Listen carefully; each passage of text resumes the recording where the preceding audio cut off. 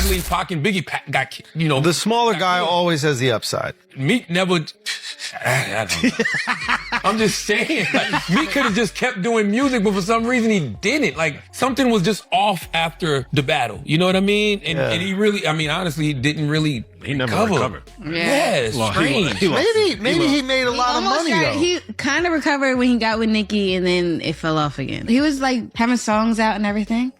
You know what it was with Meek, man? Meek's Achilles heel to me was actually Twitter. Yeah, for sure. And when Drake called him Twitter fingers, no, what did he say? What was it? When he called him Twitter fingers, trigger finger turned to Twitter fingers. Trigger finger turned to Twitter fingers, and it's just like every time Meek tweets, even now crazy, to this day, it's crazy. It's pure entertainment. And I fuck with Meek. You know what I'm saying? Like I think Meek does a lot for his community. You know, he's been a great, you know, symbol for the city of Philly. I love what he does with reform, but I probably would have deleted my Twitter after Twitter fingers. And just flooded the streets with nothing but music. You're forgetting the Diddy stuff too. Guys, we're insane to talk every week. We're insane to talk every week. But we're podcasters. Twitter, only Elon makes money.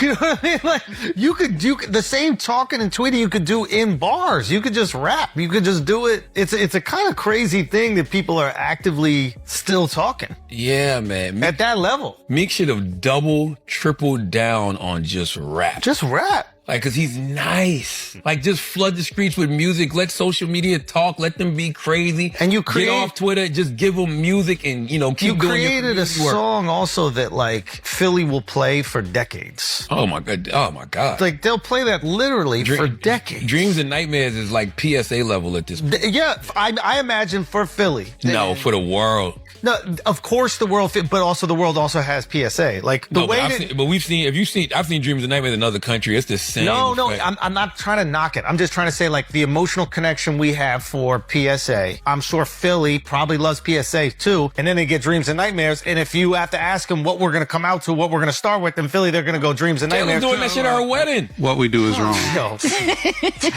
Dreams and Nightmares. Freeway, What We Do Is Wrong. And freaking No Better Love from the Young Guns. I speak the truth every time I step in the booth.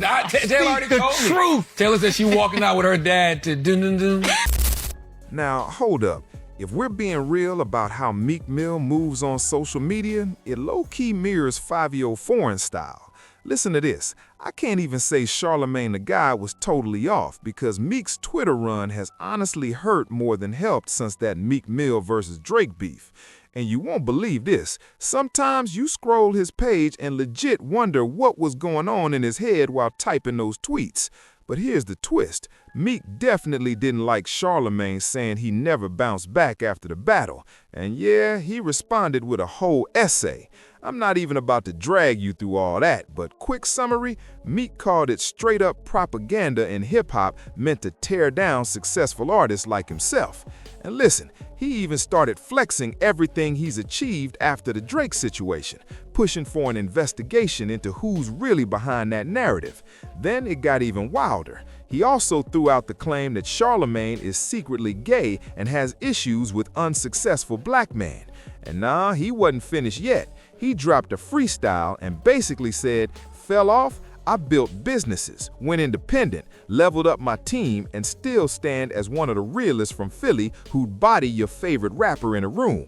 And to wrap it up, Charlamagne later came back saying there was no bad intent and admitted he actually agrees with the whole propaganda angle. That's when all the jokes started, and the jokes haven't really stopped since. So you wasn't talking musically because I seen Meek put up a post and he talked about some of his accolades since that beef. Yeah, so he put up a post, a very lengthy post, and he says he wanted to make this a main post because he wanted to highlight I bet you can't read it. What he called propaganda that's taking place in the hip-hop community. Drop on the clues bombs from Meek Mill. I never said he didn't drop any music. I said if I was Meek, I would have deleted my Twitter and just kept dropping music. I would only talk through the music because every single time Meek posts, the internet turns it into a joke.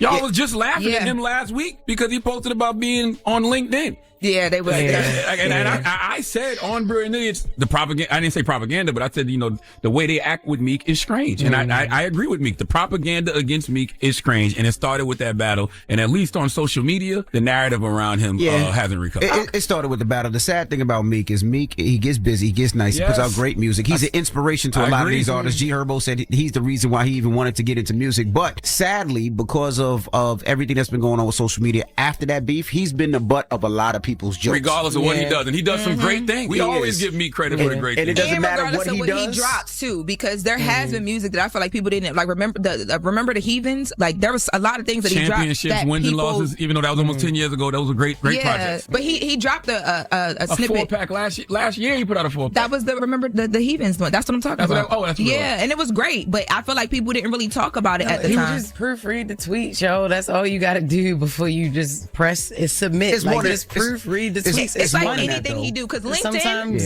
I don't understand what you're talking about. Like we don't understand, but it's funny. It's not like, oh, you're a retard, you're a retard. Like you're just funny, yo. That's why I said he shouldn't tweet. He should just talk through the music. And as he just said, they put gay on Meek. That's why they definitely was sprinkling that gay up and down. He mentions that. He said that Diddy situation was like that. That wasn't right. And that's why I'm not even mad. He said I'm DL in that post because that's just projection. You're not DL. You came out. Shut up. No, he did not. Yes, he did. I mean, well, he not, but I'm just saying. He'd be hurt by what people say about him, so he's putting that on me. But I do agree with Meek. Propaganda against him is strange. Yes, it's hard. And it started with that battle, at least on social media, right? And the narrative around him on social media is what I mean when I say he hasn't fully recovered, right? Because he's done some amazing stuff. He has. He sells out arenas. He sells out. He does a lot of dope ish. But like you said, the propaganda around him is taking what he's done and what he's built and tries to make a mockery of it. So every time he posts, if you're Meek, you understand why he would be upset. Like absolutely, positively, they done made this man gay. They just made this man sitting on Diddy's lap. Every time he Twins tweets, with the outfits. The twins with the outfits. I know, with the little midget. They took everything that he started with, and I see Meek's ground from the beginning. I know. So I would feel the same way. Meek has done some amazing things, as I said in that. Absolutely. As I said on Brilliant, he's done some incredible things. I love what he does with Reform. Hold up. Meek Mill still wasn't finished. And listen to this. Things started sliding into risky territory real quick. You won't believe this. Meek went ahead and reposted a heavy clip exposing how Charlamagne Tha God once admitted he was a big fan of those controversial R. Kelly tapes. Or one thing and one thing only. Well, two things. Number one, he taught me how to eat. Shout out to Kelly. I learned how to eat because of the R. Kelly tape. That's true. And the thing is still one of the most legendary, incredible things I've ever seen in my life. He busted it on this little girl. I keep telling y'all, I've told y'all this over and over. It's a lot of things that guys did, especially when we were young, that we just didn't consider. And I'm married to my wife. And listen to this. Meek Mill came through with a caption calling out, "These the media figures y'all keep putting in front of us to follow." He even said back in jail, dudes like that would have been dealt with harshly, no hesitation. Then he brought up those R. Kelly tapes, saying he saw them himself and found the whole thing straight disturbing. He didn't hold back either, calling it foul and saying a grown man moving like that is clearly sick. And just like that, things started heating up between him and Charlamagne Tha God. What's wild is, even with all this known, Charlamagne still keeps landing major deals, even with Netflix in the mix. So naturally, people started throwing around theories, trying to figure out why.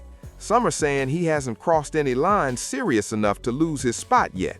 Others even compared it to figures like Sean Diddy Combs, claiming people only get exposed when they step outside certain boundaries. And hold up, it gets crazier, because now an alleged 2010 screenshot is making rounds and shaking up the timeline. The source behind it is even insisting those tweets are legit. And shifting gears for a second, we also heard from battle rapper Real Deal. The four-time King of the Dot champ admitted he used to be a major Eminem hater. Weirdly did not like Eminem early on just because of the fact that every other white person did. I was such a cornball for it. So as soon as Bubba Sparks hit, I was like, yeah, I like Bubba Sparks. So like, I was like huge. I still am. Like Bubba's the homie, but like 01 when his like dark, and it's funny, I had no experience in the country. Like I had nothing, like never, not a country bone in my body. But I was just like, yo, dude can rap and he raps what he knows and whatever. And everyone's on Eminem's jock, so like I'm just gonna like, you know, Bubba Sparks is dope. I was a cornball in that regard, bro. And I would find any corny excuse to like downplay a verse he had. Like someone would be like, he said blah blah blah blah. And I'm like, bro, do you really think he did that though? Like that's so dumb. Like I would just find I was such a hater, bro. Like, cause I remember like someone was like, he said I'd grab you with the knife and stab you with the fucking handle. I'm like, do you know what that would do to his hand if he did that? It's dumb as shit, bro. Like, and I was just like, again, like hindsight is so dumb because like with all due respect to Bubba Sparks, like he has a video of him like jumping in pig slop and shit. And I'm like, that's the dude. You know what I mean? I mean, again, Bubba Sparks is incredible. That's what he knew he rapped about, whatever. But now, obviously, looking back, like Eminem is you know, infinite. Wait, so you were even hating on M even when 8 Mile came out? Bro, yes. Oh, yeah. I wouldn't even see it at first. I didn't see 8 Mile till years after it came out because I was just like, bro, I was just that I am hater. Like, I didn't really jump on board the M train of like, okay, he's dog. I'm talking about. And hold up. This low-key reminds me of people who hate on stuff just because it gets popular. Listen to this. Some fans take it so far that they start gatekeeping their favorite artists, scared they might blow up and lose that exclusive feel. And you won't believe this, they'll really go out their way to keep others from tapping in. In fact, just a few days ago, I saw a viral post. Might have been trolling, but it perfectly shows what I mean. They literally hid the artist's name while talking about discovering someone they've listened to for almost 10 years. And get this, they were bragging that the artist only had 1 monthly listener on Spotify. So I obviously knew that he was talented. When I first seen Hi My Name Is, I didn't even consider it like a rap. I thought it was like a parody because, you know, Weird Al had that song 2 years before. And I was like, oh, this is another like Weird Al situation where this goofy white dude's gonna like be funny. I didn't even put it together until his second album come out. And then they're like, oh no, bro. And it was people just constantly trying to sell me on him, bro. And I was just like, and I did like Stan, so I was like, okay, that one's kind of cool. Like, you know what I mean? Like, but again, it's one of the dumbest like things ever, bro. But yeah, I was a hater at that time. But I would say those 5 that I listed, JX, Pun, Pac, Snoop, at that time for sure would have been my 5 favorite rappers at that